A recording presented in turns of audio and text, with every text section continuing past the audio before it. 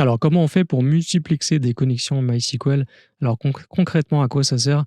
Eh bien, ça sert quand vous avez un back-end, par exemple en PHP, qui est stateful et qui ne permet pas de garder des connexions persistantes sur votre base de données MySQL. Dans ce cas-là, vous allez avoir besoin de les multiplexer, de faire en sorte que vos connexions soient persistantes, qu'elles ne soient pas interrompues. À quoi ça sert de faire ça?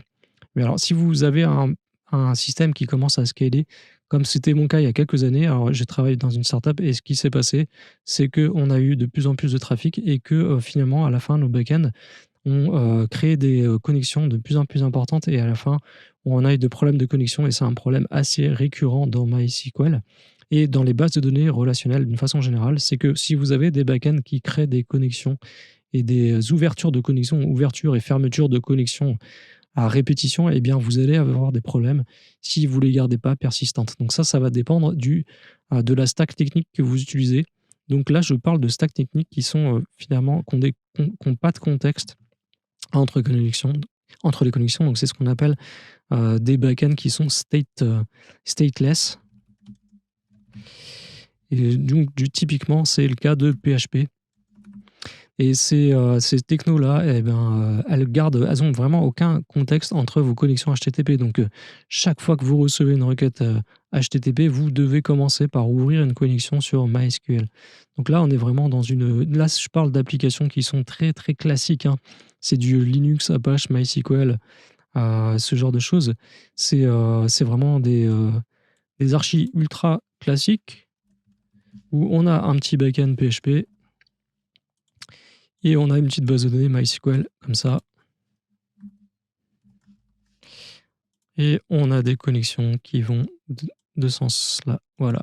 Donc voilà, un petit juste quelques instances de backend PHP. Donc là, on peut en avoir un ou plusieurs, hein. On peut, voilà, fois n, fois 10, fois 20, fois n. Et on a un seul serveur MySQL, éventuellement avec un réplica en slave. Et on a des connexions qui se font systématiquement à chaque fois qu'on a des connexions HTTP qui vont venir. Donc vous allez avoir un front-end, donc ça va dépendre de comment vous faites, hein. Mais si vous faites du JavaScript par exemple et que vous tapez une REST API directement dans votre backend PHP, vous faites des requêtes HTTP comme ceci. Et là, eh bien, vous devez ouvrir une connexion vers votre base de données chaque fois que vous recevez une requête et c'est extrêmement coûteux, ça marche pas. Vous allez avoir des problèmes si vous avez un système qui commence à avoir beaucoup d'utilisateurs, beaucoup de connexions. Donc il y a une solution pour ça, pour, résoudre ce problème. Alors, une solution, ça peut être, juste de plus utiliser PHP parce que c'est quelque chose qui est très stateless, mais l'avantage des trucs stateless comme PHP, c'est que c'est très robuste. Vous avez pas finalement de trucs qui traînent de variables statiques, ou finalement de données qui vont transiter de connexion à connexion. Le fait d'être stateless, ça rend les choses assez clean, c'est quelque chose que j'aime bien. Mais si vous faites du Node.js par exemple, eh bien, il y a d'autres frameworks que vous allez pouvoir utiliser et qui vont permettre de garder les connexions ouvertes et vous allez avoir ce qu'on appelle un pool de connexions. Parce que le multiplexer finalement, c'est ça que ça veut dire. Ça veut dire créer ce qu'on appelle un pool de connexions MySQL. Et ça va permettre d'éviter à votre backend de se reconnecter systématiquement. Il va réutiliser une connexion. Et ça, c'est quelque chose de fondamental. C'est hyper important si vous voulez pousser votre appli avec un peu plus de connexion. Donc là, je parle d'applis finalement qui sont assez petites. Là, ça va pas être des infras avec des millions d'utilisateurs. Si vous avez atteint le million d'utilisateurs, vous avez eu ces problèmes déjà il y a très longtemps. Là, c'est pour des petites applis qui démarrent dans des petites startups, ce genre de choses. C'est vraiment le contexte qui va vous faire basculer vers des connexions multiplexées. Donc voilà, c'est comment créer un pool de connexions MySQL. En Node.js, il y a des outils pour faire ça, j'en ai déjà utilisé. Mais là, je parle plutôt de proxy SQL. C'est l'objet finalement de cette présentation, c'est de vous montrer comment on fait pour faire un pool de connexions sans le code, en dehors du code, sans toucher à votre backend du tout, avec un proxy qui s'appelle Proxy SQL. C'est un outil open source euh, qui est très pratique et qui est disponible gratuitement et qui ne fonctionne qu'avec MySQL et ça va vous permettre il va se mettre en front devant votre base de données en proxy et vous allez pouvoir, vous allez dans votre backend PHP, vous connectez directement à Proxy SQL. Alors, vous allez continuer à ouvrir des connexions comme ça à chaque requête, mais vous allez avoir un Proxy SQL qui va se rapprocher de votre backend et le coût de l'établissement de cette connexion va se réduire. Il va être bien inférieur au coût de connexion du backend PHP vers la base directement. Donc, c'est ça la grosse différence. Et lui, par exemple, Proxy SQL, il va garder un pool de connexions actives.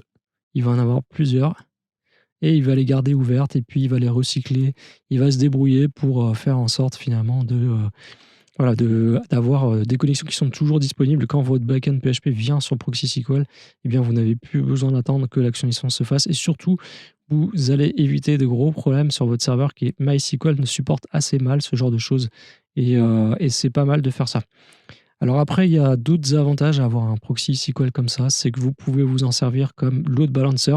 Si vous avez plusieurs bases de données, eh bien vous pouvez configurer des règles pour aller sur une instance ou l'autre. Ça peut être pas mal aussi.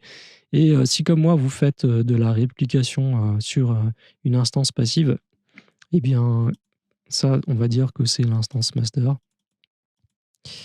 comme ceci.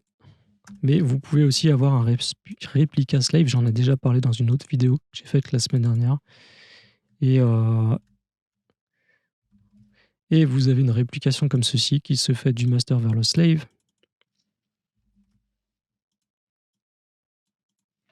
Eh bien, vous pouvez avoir aussi en fonction de la requête SQL, si elle commence par select par exemple, vous avez des patterns dans la configuration de proxy SQL qui vous permet eh bien, de choisir la destination, de savoir sur quelle base vous allez aller. Et boum, vous pouvez aller sur le slave quand c'est des select.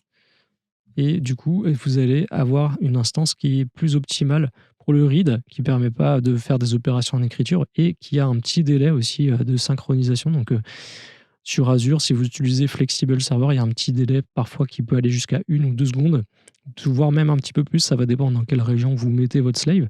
Vous pouvez avoir un petit décalage, mais dans certains cas d'usage fonctionnel, ça peut être tout à fait acceptable d'avoir ce genre de délai. C'est pas quelque chose de fondamentalement critique. Et du coup, vous pouvez configurer Proxy SQL pour aller directement sur le slave. Et ça, c'est vraiment super pratique. Et vous allez même pouvoir faire des flows de maintenance. Si par exemple, vous voulez opérer votre base de données, faire des outages, ce genre de choses, et ben, vous allez pouvoir router le trafic dynamiquement comme ça sans avoir besoin d'intervenir sur votre backend PHP. Je trouve ça très pratique. Donc, vous pouvez le déployer sur Kubernetes ou sur l'orchestrateur que vous utilisez. Je pense que le mieux, en fait, c'est de déployer Proxy SQL, le plus près possible de votre backend, donc idéalement sur la même machine.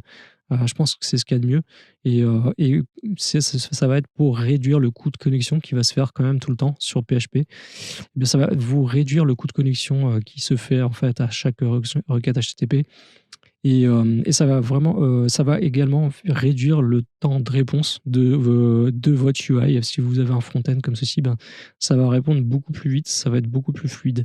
Donc ça, c'est un des problèmes que j'ai eu dans mon emploi actuel et c'est comme ça que je l'ai résolu et on a réduit énormément, les temps de connexion, parce qu'il y avait en fait, un coût fixe à la connexion à MySQL qui était assez élevé, qui était de l'ordre, je crois, du 50 ou 100 millisecondes. C'était quand même vraiment élevé et toutes les requêtes HTTP ont diminué. Elles vont beaucoup plus vite qu'avant et c'est vraiment beaucoup plus sain comme ça. Voilà, j'espère que ça vous a aidé. À très bientôt. Ciao.